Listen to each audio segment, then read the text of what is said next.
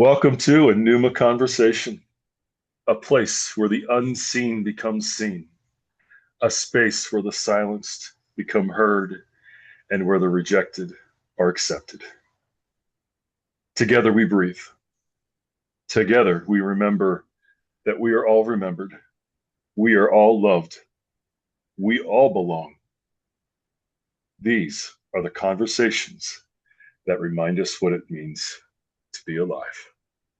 Today we are in conversation with Shiree Best. Shiree, welcome back to the conversation.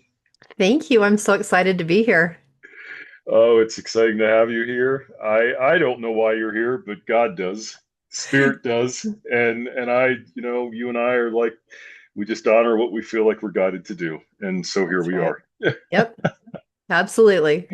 Here we are. So, Cherie, I want to ask you. Um, it's similar to the first question I asked you last year when you were on the show, but the question is it's more in depth and it'll make sense in a moment. But what has shaped you into the life you're living now? Oh, that's a good question, and something comes immediately to my mind. And I would say that what has shaped me has been pain. Mm, The pain of trials that I've been through, struggles that I can't fix myself, things that have turned me to God because I can't. It's too painful. I can't do it. I can't manage it. I can't handle it. I can't fix it. So many things like that. But definitely pain has been the thing for me. Emotional pain mostly, not physical. I know sure. some people it's Yes. physical pain, but for me it's emotional pain. Yeah. Yeah. Well, and what I am learning is that that sometimes that's the only way God can get our attention Yeah. is through For the me, that emotional seems to be pain. true. And it doesn't have to be painful, but at times, if there is a lesson that we really need to learn in order to draw closer to him, in order to breathe in stillness, as I would say, use my language, in order to Mhm. breathe love with ourselves and with each other, sometimes pain is that avenue. Yeah. And in saying that, I believe in a God who's infinitely merciful, infinitely Oh my kind, gosh, yes. Yes. infinitely generous. But because he doesn't want to leave us in the state we are. That's He right. knows we can be so much more and that growth comes. He knows what ways we best can grow and become who we're capable of being, like our best selves for him.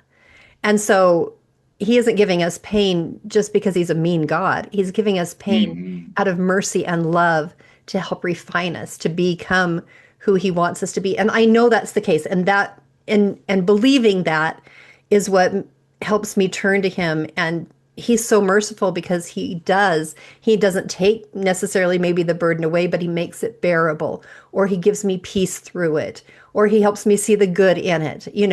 So that makes a big difference. Yeah. Oh my gosh, yes.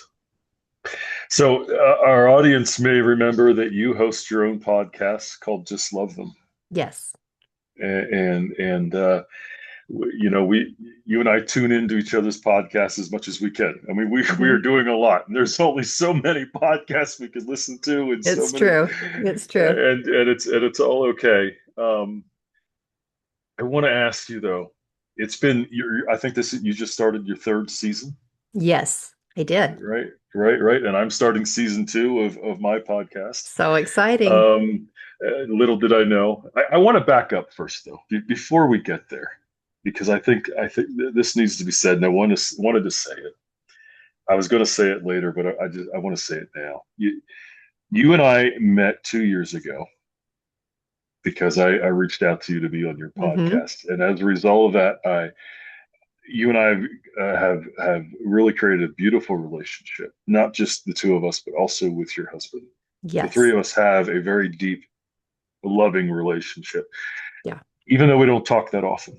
Right. It's like we're just We connected, just absolutely we are connected.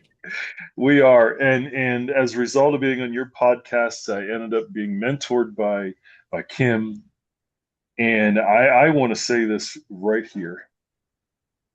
In part, I would not be where I am if it wasn't for the two of you showing up in my life. In part, Yeah. not because it's not about people; it's about everything coming together.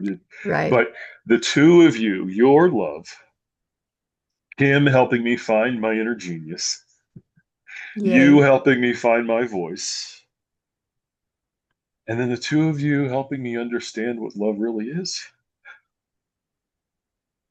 Wow. Thank It's you. it's it is an love is something that just is. It's not a feeling. It can feel that way sometimes, but Hmm. love is an action. Hmm. Love is something that just is, and that's been our relationship, the three of us. I love the description. It's really good. Yeah. But yeah, we are here Hmm. because And of love. so interesting that you said we're part of that. It's a huge honor to be part of your story and your journey. And I feel like God does things so multifaceted. He's doing so many things at once in each one of our Yeah. lives. And for us to get to be, for us, him to have selected us to be part of your story Mm, is just a huge honor for me. I'm so grateful. me as well. Me as well. So because the Just Love Them podcast is more than a podcast. Yes, it is. Yes, I it think is. this is where I'm going right now. Go ahead. I was going to say, when God first prompted me to do it, and I may have said this on our last time together. I can't remember if I did or not, but when he first prompted me to do that, I kind of threw a little mini fit. Like I didn't want to do it, and I literally bawled for a whole day. And I was Yes. like, I don't know how to do a podcast. I don't even at that point, I hardly listened to podcasts. And I mean, I didn't know anything. Yeah, And yeah, so I threw a little fit about it for a minute or a whole day. But then I yes. got over it, and I trust God and I believe in him and I do what he tells me to do. But the Sure. thing that was hard, the main reason, besides not knowing how to do it at the time, was the topic of my podcast was something, it's the painful, again, going back to pain, the pain of having worked through multiple children, having left the religion that I raised them in and I love, and I wanted them to love. And when they didn't, and they didn't want to be part of it, that was so painful. It was probably a 15-year process Mm, for me over multiple children leaving and having to work through it again and again and again and yeah. again. And what I finally had got to a place where I felt like my relationships with my children were good, even great. Mary, I say they were great relationships. I felt immense love for my children. They felt immense love for me. It was such a long process to work through all that and get through both sides of having feelings about things and holding on to grudges about things and blaming about things. We finally were able to resolve all that and get to a good place. And at the time, the last thing that I wanted to do was talk about that every single day. Talk about other people's and talk about how to heal it. You know, and so I that was why I threw that little fit. But God knew that in my heart, I love people and I Yes. love to help people. And if I could help someone else not have a 15-year process, but maybe a 5-year process or a 3-year process or whatever it is God has for them, but if I could help them through that and make it just faster or easier or give a different perspective or even just support through it, he knew in my heart that that would bring me great joy, and it has. He knew Yeah, yeah. what I had no idea about, that doing that for other people and helping them, it brings me more joy than I can describe. I absolutely love helping people. And as I have talked about it over these last 2 years, 2, 3 years, it has healed me even more deeply than I was before. And I believe it's healed my children even more deeply as well. Sure. So Of course. it's like what, you don't know what God's doing, but he does. And that's exactly how it is for me. Well, and you and Kim decided that you were going to love your kids Yep. despite. Hmm. And if you hadn't made that decision, most of them would probably not be in your lives right now. That's true. Or it would I be a very shaky relationship. Yes, absolutely. Because, I came from kind of a home where if you're not doing what we want you to do, then you are not accepted and you are not Yes. welcomed. Yes. My parents didn't go to the extreme of you're not our child or you can't come here. They Sure. didn't go to that extreme. I know people Yeah. in multiple religions who have had that experience, and my parents didn't go to that extreme, but there was a definite, you are not, we do not accept you. And Yeah. I didn't want that kind of a relationship with my kids. I loved them so deeply. Uh, I wanted to love them no matter what. And God helped me learn how to do that. It Yeah. didn't come naturally. It wasn't what I had seen modeled, but God helped me get there anyway. Yeah. Yeah. Oh, yeah. There are two questions I want to ask you. I was going to ask them individually, but I'm going to ask them together and we'll just see what happens. Okay. And I'll first start it with this. You intuitively know how to hold space for those parents, not just parents, but anyone who's left their faith and the parents of loved ones that have left their faith. You just know how to hold space for everyone. Wow. Thank you. It's obvious, and it comes through in the podcast. Outside of the podcast and if you feel comfortable, have you had an opportunity to help others with those whose loved ones have left their faith and part of that, what have you learned as a result of since doing the podcast? So I mean, the questions kind of go hand in hand in a way, but yeah, if you feel comfortable, I'm sure there's probably you have a story of how you've held space outside of the podcast for others. Mhm. One thing that I have really learned from doing the podcast, which has helped me outside of the podcast, because I don't just interview people who have had loved ones leave, I have Right. also interviewed and continue to interview people who are the ones who have left, whatever the religion is, Mhm. and they have their experience to share, but they also have their advice about, this would have made the transition easier, or this is how I could have had a better relationship if they had done this different, or if I had done this different. And learning both sides, hearing both sides, has taught me just huge compassion for whatever someone's experience is. I think I used to have my mind in this like little square box. And if the other person's opinions, feelings, and thoughts didn't fit in my box, then I just couldn't relate to them. All of this has opened my mind up to there's just so much more out there than my little square box. And so I've gotten out of my box.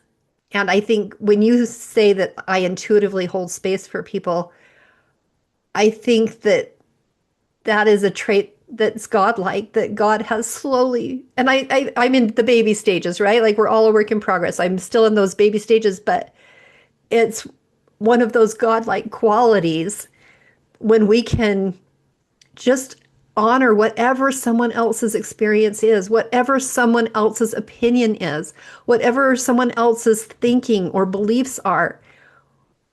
Just honor that, because nobody has the corner on, I'm 100% right and you're wrong. Yeah, And that's even right. if someone was 100% right and I was wrong, I still want to be honored for how I feel.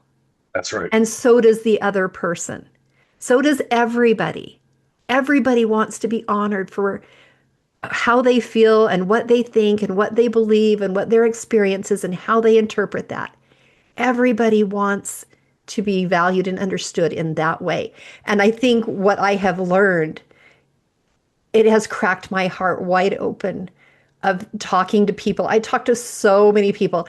Everywhere I go, it seems to turn to this conversation. And it isn't that I even start the conversation about this topic, but it just, God just places me in places where it comes up. And I hear people's stories on both sides of the ones who are hurting because their loved ones have left, whatever their religion is, and the people who have left. I've talked to so many people who have left, and it's as much of a process for them as it is for the person who's struggling with them leaving. So it just, and it, what that does is it really gives you compassion for everyone, no matter what their experience is, whether they're even religious or not. It just helps you honor them on their own journey. Yeah, absolutely. Is there an episode that resonates with you the most, other than mine? No, I'm just kidding. Well, yours, I'm of just course, kidding. Chad. You were one of my most fun and my most unique interviews because most of my interviews are from people who are either out of the church that I belong to, which is the Church of Jesus Christ That was really a of Latter-day joke. I Saints. was not meaning my episode, but I if you're know, but really, yours was a okay, very unique one because you're one okay, of the few people I've interviewed in your situation. But okay. um, beyond that, I don't know that I can pick a favorite episode. It's like picking a favorite child. I can't do that.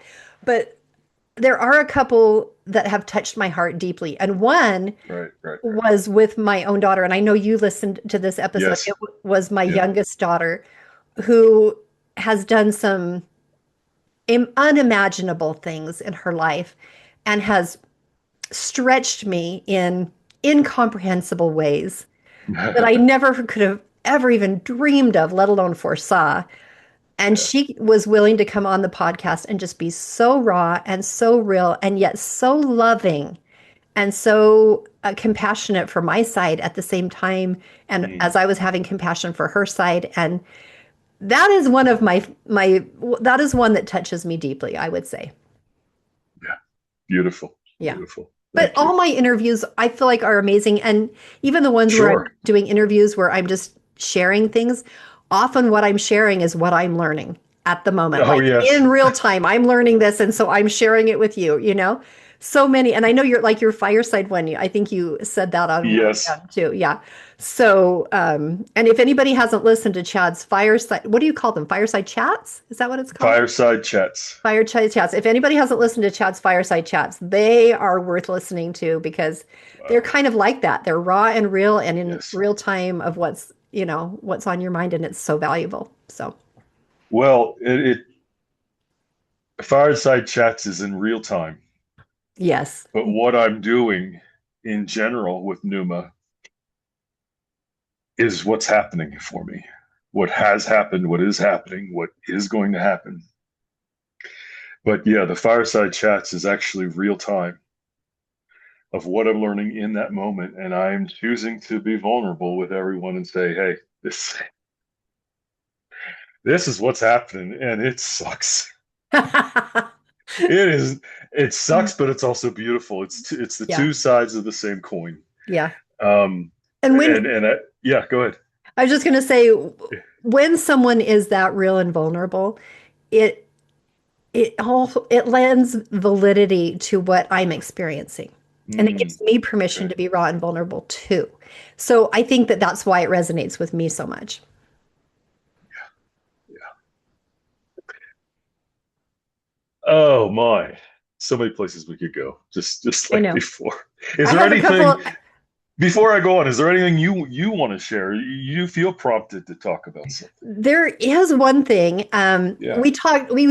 As we were preparing for this episode, we talked about we could do this or we could talk about that one. And the one thing that you suggested that was one of those possibilities that really did kind of resonate for me was this idea of stillness Oh yes. and how it relates to trusting God. Yeah. And I have a story I'd like to share, if that's okay. Please go ahead. It's not actually my own story. It was a story that a Okay. friend of mine told, but it has the analogy that comes from that for me has been so life-changing, and I would love to share that if that's okay. Yeah, yeah. Yeah. So my friend is a teacher. He had a student who lives in southern Utah where they have a ranch. And on this ranch, they have horses. And one day they had a wild horse because there's a lot of wild horses in that area. They had captured them and they had one wild horse in the corral with a tame horse. And the reason they were doing that was because they were trying to show the wild horse that it didn't need to be afraid and that it could be around people because the tame horse obviously wasn't afraid and the people are around. And so they were trying to have this horse be around it to calm the horse down. Well, as they had these two horses in the corral together, a big storm broke out, and there's Mm, thunder and there's lightning, and it scared actually both horses. And they bolted and they jumped over the fence and they got away. Well, as they were running, they both together got entangled in some barbed wire.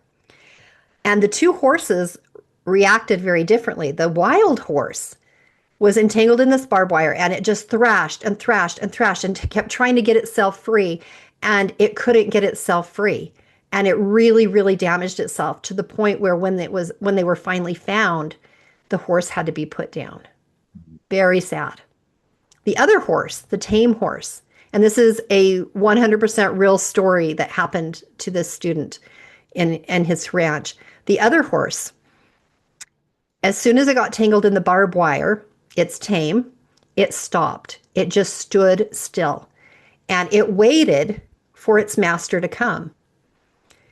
And when the master finally, they are looking for the horses, they finally find the horses. The one has to be put down. But the other one does need some first aid. It does need some care because it is tangled in barbed wire. But it had stood still because it was used to being taken care of. And it knew that if it just stood still, it would get found and the master would free it, which they did. And the horse was fine, minor cuts and scratches and stuff like that. But the horse was fine. The analogy that my friend who told me this story yeah, made, yeah. and I know you, I could see it in your eyes the moment you caught it. Like I knew you already caught what I was going to say.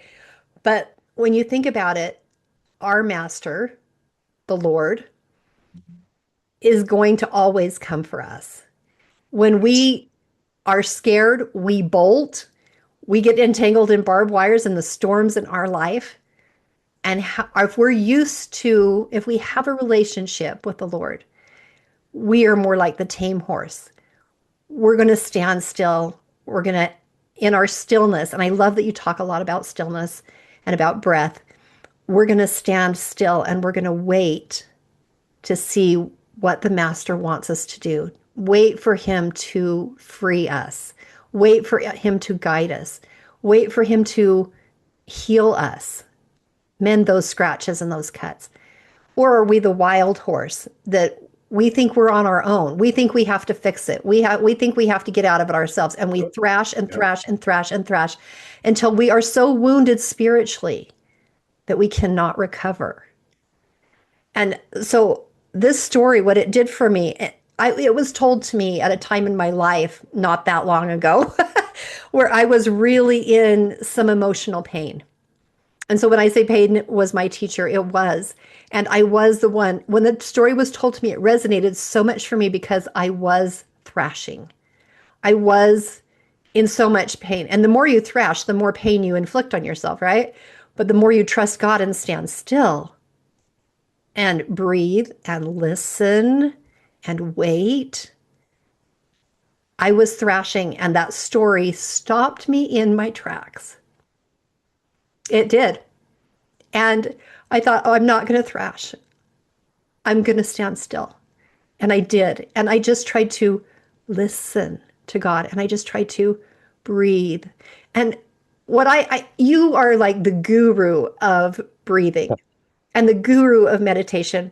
I am I am so much farther behind you on the path. But what I learned was when I just would stand still or sit still or lay still, whatever it was, and breathe deeply and pay attention, it would bring me inward and upward. Inward for me and upward toward God.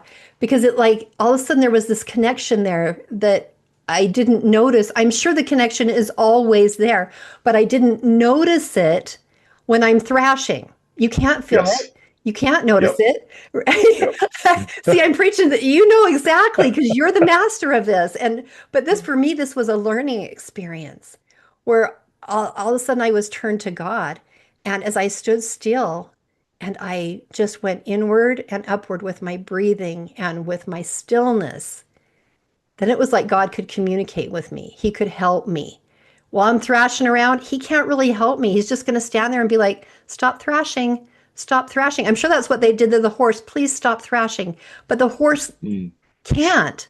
That wild Yeah. horse can't. It doesn't know how. It doesn't Yeah. understand what God is saying or its master is saying. Just like sometimes I can't hear God. I don't know what he's saying because I'm thrashing.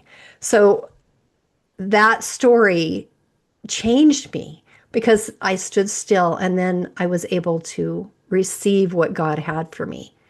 Yeah. And that was incredible. What I learned is that God will teach me things and he will help me and he will direct me and he will give me peace. Yes. But I have to be still in order Yeah. to receive that. Well, I'm grateful for your words, but it is not easy. Oh, it's so not but easy. but what has helped me, and this might help people, is that I realized that in my thrashing, I was still provided for. Yes. And I came to a realization that if I am provided for even in the middle of my thrashing, what would happen if I just became still instead of thrashed? Because when we're thrashing, there's an urgency to fix it now, to do something now, so that our nervous system feels better, Yes. so that we feel safe. But what if let's and so this is what I'm doing now. I'm experimenting with life in a way. What happens if I just decide to be still instead of thrash? Yeah. What what more something beautiful with the sign that's behind you? What more, if I can use it in this way, is there something more beautiful that could unfold if I'm willing to be still long enough and allow God to really bring me what is meant to come to me in the moment instead of something coming to me out of urgency? Yeah. Because I believe there are two different possible scenarios that could take place: a provision out of urgency and a provision out of stillness. And that is what I'm learning. I And like the that a lot provision out of stillness is far more beautiful than I can even imagine, and far less painful. and far less painful. Yeah. Exactly. Yeah. Exactly. I love that. What one of the things that I learned was that when I was still, when I was in that situation, as I was still and I did some meditating and just tried to just be with God, he would bring me, I don't really know what to call them. I was in meditation, but he would bring these experience almost like a dream, but I'm not asleep. These dreams to me in the meditative state that would teach me things. And I'd love to share just one of them if that's Yes. okay. Yeah. Yeah. In this, I'm just going to call it a dream. In this dream, I was sitting on a park bench Mm. and God came and sat beside me. So the two of us are sitting there on this park bench in this beautiful park. And all of a sudden, down the path, there's a path that goes right past us from right to left. Path, it's just a beautiful path that goes past us. Down the path comes a huge wolf, and he is snarling, and I can see him a long way off. He is snarling, and he's got his ears flat, and he is looking right at me, and he is Mm. coming for me. And he comes, and he's got his teeth bared, and he is just a few feet from me, and I am so scared. And but I know God is sitting next to me. in this dream, I know that the person sitting next to me, it is God. And so I kind of like scoot a little closer to him. And God looks at the wolf and he just motions his hand like, go away, go away. And the wolf immediately stops snarling and just trots on down the road. I'm like, wow, that was cool. So we're sitting there, and the next thing that happens is this huge black furry tarantula crawls up on the arm of the bench that we're sitting on next to me. Oh no. And Oh no. I don't like spiders. Like this is the Okay. biggest, furriest, ugliest spider, right? And it crawls right up on the arm right next to me. And God, he just shoos his hand, like, go away, like he Mm. did with the wolf, just go away. And Wow. the spider turns around, crawls back down, and crawls away. The next thing that happens is all of a sudden the skies get very dark and it starts getting very windy. And there's this huge storm that comes up, and it's lightning and thunder, and just it starts just pelting these huge raindrops really hard and fast. And I just like put my head into God's shoulder and I'm just like trying to hide from the storm. And it's really a scary storm. And God just very calmly pops up an umbrella and we're completely dry and safe. And I suddenly don't feel afraid anymore. And then God teaches me something. And He didn't teach me this with words. Mm. It's just like He dropped the idea into my mind as I'm sitting there on Yeah. the bench after these three Yep. experiences. He drops this idea into my mind. You're safe with me. When you Mm. stay near me, I won't let anything happen to you. Yeah. That was, and it was such a realistic experience as though it had really happened. Yeah. And that just sunk so deep into my soul that in my life, scary things like the wolf and the spider, scary things that I'm not expecting are going to happen. I am going to have storms in my life. It's just part of our mortal experience. It's how it is. It's what we're here to experience and learn from and grow from. And but that if I would just stay so close to God, I had nothing to be afraid of, nothing to worry about. And it's kind of that same idea of being still so you can feel that you are right there with him. Oh my gosh. Yeah. Absolutely. I've got no words. It's because it's true. Yeah, You even have an episode on stillness. I do. And I tell that story about the horses on that You, episode. Yes, I do. yes, you do. And see, it So was at that yeah. time when I was learning about stillness that I did that episode because, like I said, I teach Okay. what I'm learning. Yeah. Yep. Well, and it's more a part of your life than I think you even realize because I'm going to mention another episode. Okay. And you were being still more than I think you know. And that was episode 1 of season 3, where you shared the story about your car. Oh, yes. Is this the one where my car broke down in the middle of nowhere? Yes. Oh, yes. Yes. Yes. And you, as the way I heard it, you didn't panic. You didn't know, but you didn't panic. And you went through your options and you went and contacted each contact that you could contact, Hmm. but you were okay through the entire thing. I did not hear or feel fear in you as you were sharing that story. And I'm like, oh my gosh, sure, you're doing it again, whether you know it or not. You know? I guess what I think is that every time we're encountered with something scary or a storm, that sort of thing, as we practice trusting God, as we Yes. practice staying close to Him, as we practice being still, we get a little better at it every time. So, Yes. can I just really quickly share Yeah. the story for your listeners? Okay, It is so your episode. You can do whatever you want. wow, thank you.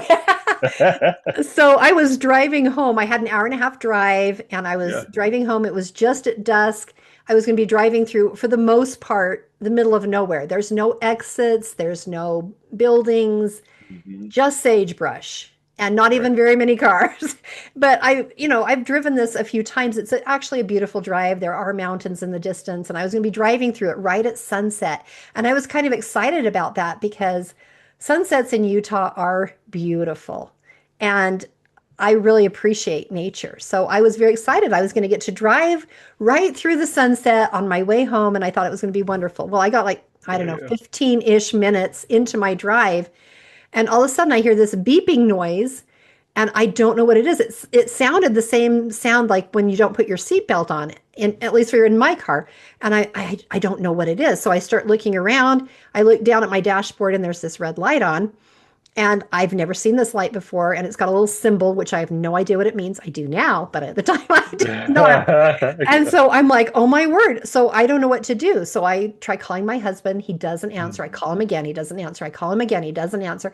I realize that he's on a bike ride with my son. And so that he probably can't even hear his phone. Sure, sure. So the next thing I think of is I could call my daughter and my son-in-law. They live about 45 minutes Mhm. from where I'm at. So I call them, they answer the phone. I get my son-in-law on the phone.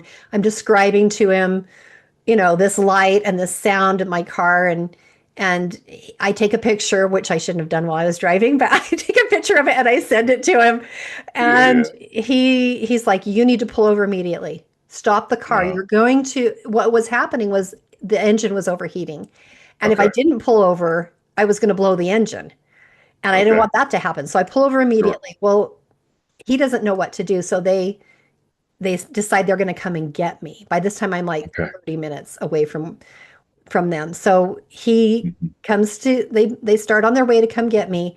In the meantime, I'm sitting there, and okay, normally I have come a long way, because I think if this had happened to me like 5 years ago, 10 years ago, I there's nothing more scary than a woman being stranded on the side of the road in the middle of nowhere with no idea how she's going to get out of that situation. That has terrified me in the past. And I've had some experiences in the past where I really did panic. But you're right. I've practiced this and practiced this and practiced this, and I didn't panic.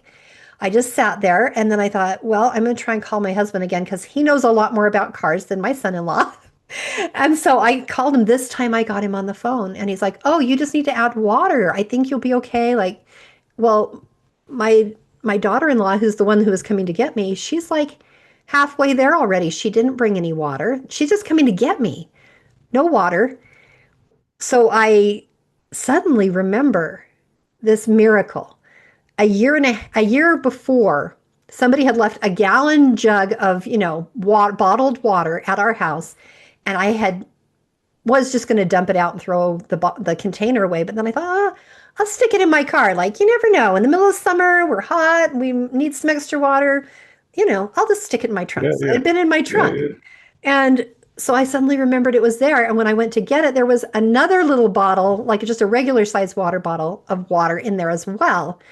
Cool. So by this time it's full on dark. I've completely missed the Hmm. sunset. and but I dump the water. I start taking the lid off, and I don't even know where to put the water. My husband has to walk me through where to put the water. And by this time the car Yeah. sat so long it's cooled down.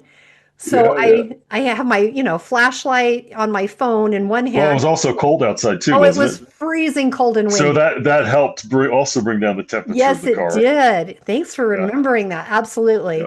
But and okay, so there's another little miracle I'm going to tell you after I Yeah. tell you this, but Yeah. Yeah. so I am trying to pour the water in with one hand and hold the light on the little teeny hole with the other hand, because my husband says we need every drop. So I pour it in, it takes it all. I end up pouring the little water bottle in. It takes almost all of that, and it was exactly the right amount that I needed. Mm. So that was a miracle. The other miracle that you just brought to my mind was when I was leaving, it was 60 something degrees outside. When I was leaving to go on to this place I was going that was an hour and a half away, I pulled my coat out of the car because it was winter, and I was just thinking, well, I just take my coat in the winter, and then it's 60 degrees outside. So I put my coat back, and I start walking away from the coat closet, and then I'm like, I just had this thought, like, it doesn't hurt to be over prepared. And literally, I didn't think it was a prompting. I'm just like, it doesn't, I'm thinking I'm being a little anal, right? It doesn't hurt to be over Yeah. prepared. I go back and get my coat, throw it in the seat, because I know I'm not going to need it. Oh, I was so grateful. Now, would I have frozen to death? No. Does God No. want me to be comfortable and have a coat when it's freezing cold outside on the way home and Yes. it's windy in the middle of nowhere? Yes. So God was so good to me, but you're right. I learned to be so much more still than I ever have been before. And next time something happens, I hope I'll be even more still because Yeah. we don't ever have to panic if we're sitting next to God on that park bench, you That's know? right. We don't That's ever right. have to panic. He's got us. We're not truly there alone with the wolf, the spider, and the storm. He's right there. That's right. So all of that leads me to another question. And I don't know if you remember, but when we talked a year ago, so well, it's only 5 months ago at this, at the time we're recording this, but I had asked you what your biggest struggle is at the time, Hmm. and you said it was trusting God, Oh, and I was right in the and middle of it right then. yeah, and I said, well, and I also challenged you about loving yourself, if you Yeah. remember that too, and Yeah. having compassion for yourself Yes, you during that did. time. So 5 months later, where are you now with all that? Oh, what a great question. And you could probably tell from my response that I'm not still in that same place because if I was, Yes. you would have gotten a different response. Uh, Yeah. Oh, yeah. at the time, and I'm not going to go into detail, I've told enough stories, but at the time I was going through a big time of growing in trusting Mm, God. yeah. I had discovered that I really didn't trust God. And so I was just in the middle of that painful part, that painful growth stretching part where you are learning to trust God. I'm either not going to trust God and I'm going to thrash, or I'm going to stand still and I'm going to learn to trust God. That was where I was at. And I feel so different today than I did when we had that last interview. I feel like I got Mm, past that hump. I felt like I stood still. I learned. I was still doing some thrashing back then, but I have yeah. learned to stand still and I feel like I trust God. And I'm sure there are more layers to come. There always are more layers for me to come, but I feel like I trust God. I feel really good about that. And then the part about learning to love myself and have compassion for myself. I feel like that is absolutely also still a work in progress and I'm figuring it out, you know, but I feel like I can look back even just 5 months, Chad, and that was such a good question from you because it actually helped me. You kind of resonate in my mind. Like I hear your voice in my mind. Are you feeling compassion for yourself? Are you showing love for yourself? Like your voice in my mind, that question stayed with me. And Mm. I actually started shifting because of that question. So I would say I'm still a work in progress and I probably will be my whole life. But Okay. as long as I'm making progress, that's what matters. I'm never going to arrive. I'm never going to be finished, not in this lifetime anyway. But progress is what is my goal to be making progress in that direction. So I feel like today, as opposed to 5 months ago when I'm contrasting the two, back then I started identifying these negative voices that I don't know where they're coming from. Are they Satan? Are they my mom? Are they me? Are they I don't know where these voices come from, but they say the meanest things. Mm. Like, well, you that was the wrong thing to say, or that was a stupid way to act, or how come you can't get it together? Like really mean things that I hear in my head sometimes. And I learned to identify those. In fact, I think I did a podcast episode on this too when I was in the middle of Yep. just Yep. identifying, like, this is how you can learn to identify. And I called the episode, this is a recent episode, When the Enemy Sounds Like You. Okay. That's what the episode is. Okay. But I just really started identifying that and identifying that that is not from God. God's not saying that to me. God does not think that about me. And if he doesn't think that about me, why do I? And so I have, and like I said, I am still very much in the middle of this part.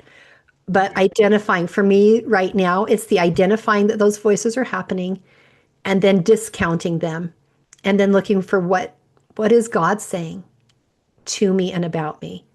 And again, that requires stillness. That Yes. requires breathing and going inward and upward. What does God say?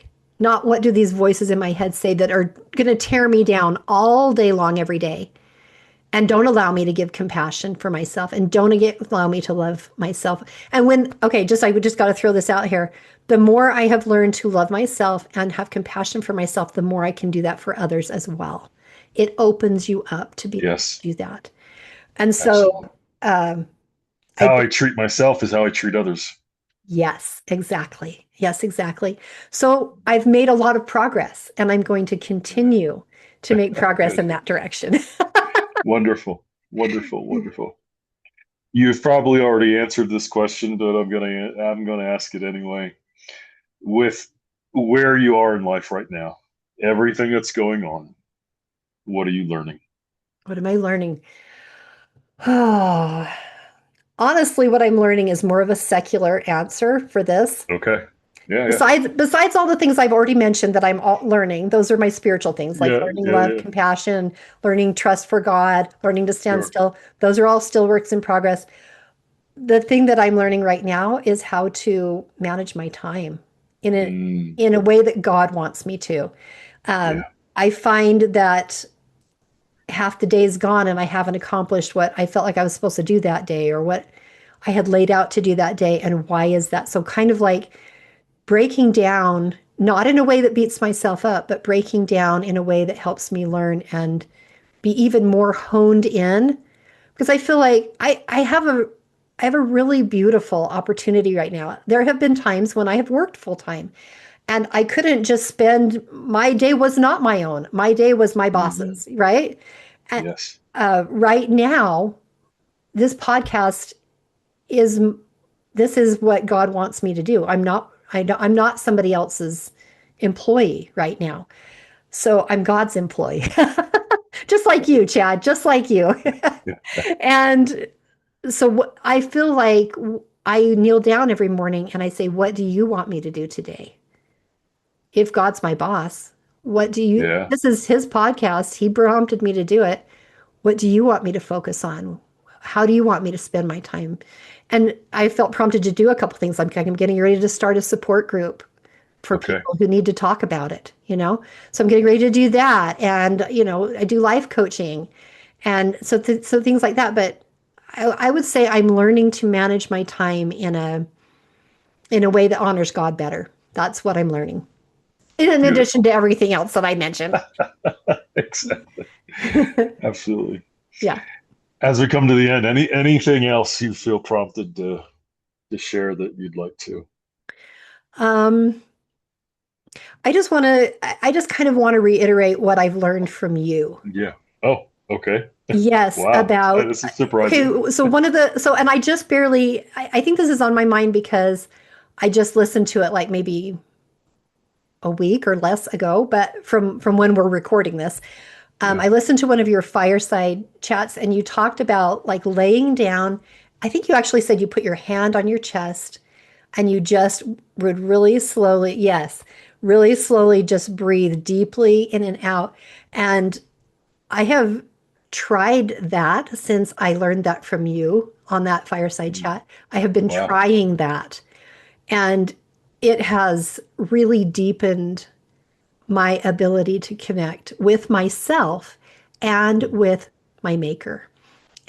So I just want to kind of reiterate, like, as your listeners are, if they're, as they're searching for stillness, as they're searching for that connection with God, as they're searching to trust God, whatever it is, that what you teach really, really makes a difference and really, really matters because just in the few times that I've tried it, in the few days since listening to that episode, that it really, it's very valuable. And I just wanted to kind of like reiterate what you have already taught. Wow. I'm grateful. Me Grateful. too. So Like grateful. like I said, I am sharing in real time what I'm learning. Yeah. And it And has made a and difference for me. And I know it's made a difference yeah. for others if it's made a difference for me. So keep Yeah. doing what you're doing, Chad. What you're doing Okay. is it matters. and it's helping the world. It's not just about breathing physically. When we remember how to take full deep breaths, it's also about breathing in coherence on a spiritual level. Breathing in coherence with myself, breathing in coherence with each other, with our creator, with our world, with the earth. It's breathing love into the field, period. See, you just taught me a layer deeper than what I got the first time. Okay. Okay. See? So good. Yeah. I'm learning from you here in real time. Wow. So yeah, it, because if we truly believe, and all traditions teach this, that the source of everything is breath. In Christianity, we say that it's the life, it's the breath of God breathed into us to give us life. But all traditions that teach, all traditions teach that breath is so important, that air is so important, and we need to move with it, not ahead of it, with it, because breath and air, Pneuma, is already moving. It's already doing it. But we get so bogged down with philosophies, with tradition, with 12 steps, with formulas, with counting the breath, that we don't just breathe because it's already been done for us. We just need to be, and to realize and remember that it's already been done for us. There's nothing that I need to do. That's the beauty in all this. Nothing that I need to do. I don't need to take control of everything in order to feel safe, in order to feel love. I don't need to take control of anything in my life. Now, that does not mean I don't move. It does No. not mean I take action, but I take action from stillness, not from urgency, not from I've got to do it now. And there's a huge difference, a very huge difference, because when we are in that place of urgency, or now, or I've got to do it right now, or I've got to take control, we're not in stillness. We are not in peace. Our nervous system is in overdrive, and our mind is trying to figure out how to come up with a solution in order to take care of it now. It can work that way, but not the way it could. Yeah. And we are putting ourselves in distress. And when we put ourselves in distress, we are dysregulating our nervous system. We are dysregulating this entire vessel, and we're not taking care of it. And then we're operating on stress, and not in a place of stillness, not in a place of love, not in a place of breath, not in a place of where our creator wants us to be. And it when you say it just regulates you, I mean, it as a nurse, because I am a nurse, Yeah, it taxes your adrenals, it fatigues your adrenals, which affects so many systems of your body. So it affects you physically, it affects you emotionally, and it affects you spiritually. absolutely it does. Absolutely. And people will say to me, well, Chad, it's just the way I am. Okay, But that's it fine. doesn't have to be that way. It doesn't have to be that. It doesn't define you, even though you've convinced yourself that it does. And it's not the only way to be. There is another way if you want. But at the same time, you have free will to continue to choose that path. Yes. But if you continue to choose that path, you're going to be in stress. You're going to be in chaos. You're going to be questioning everything. Things are going to feel out of whack.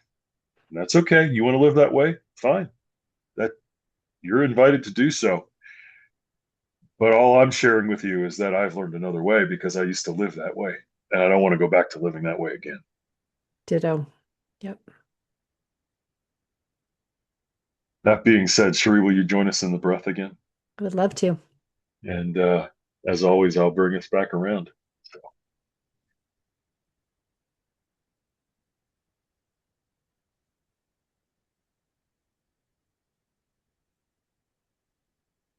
as always, we are grateful for this time. As we open our eyes, may we bring this stillness to every part of our lives. Shiree, this has been an honor. Thank you. It's been an It's honor been a for blessing. This has been a Pneuma conversation. Thank you for sharing in the breath. Together, we've remembered a little more of what it means to be human. Until next time, breathe.